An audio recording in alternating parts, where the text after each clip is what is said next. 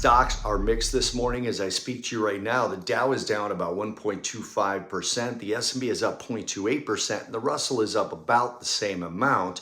The Nasdaq is just above the flat line by about 0.10%. There seems to be some slight weakness building in equities right now. Data overnight and early this morning, we had the same jump in exports in Japan that we saw in the Chinese data a day earlier. And again, it was likely a pull forward rush of exports before tariffs were introduced. German CPI came in much lower than expected, which is consistent with the ECB's view that inflation is starting to drop toward their 2% target.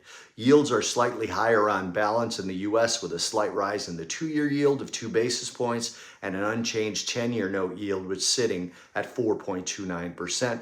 This reflects Treasury stability, which the market is welcoming. Crude oil is higher right now by 0.6%, but gold, silver, and copper are all lower. Gold is down by 0.6%, silver down by 1.58%, and copper is down by 1.7%. The dollar is just above the flat line in the aggregate due to strength against the euro, the Japanese yen, and the Swiss franc, but weaker against the pound and the Canadian dollar. The ECB cut rates this morning by 25 basis points. ECB President Christine Lagarde discussed easing inflation, but also trade tensions, and warned of deteriorated growth outlooks due to those same trade tensions. Looking ahead at earnings today after the close, we only have 3 companies with market caps of over $1 billion reporting, and the big one is Netflix. And this quarter marks a significant change for Netflix, as they will no longer disclose subscriber numbers. Instead, they will shift their focus to metrics like user engagement and revenue.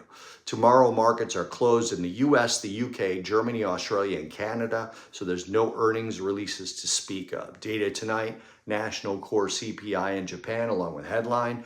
Tomorrow, despite markets being closed in the US, we do have a speech by San Francisco Fed President Mary Daly, but other than that and some CFTC market positioning reports, there's nothing else in terms of market data being released.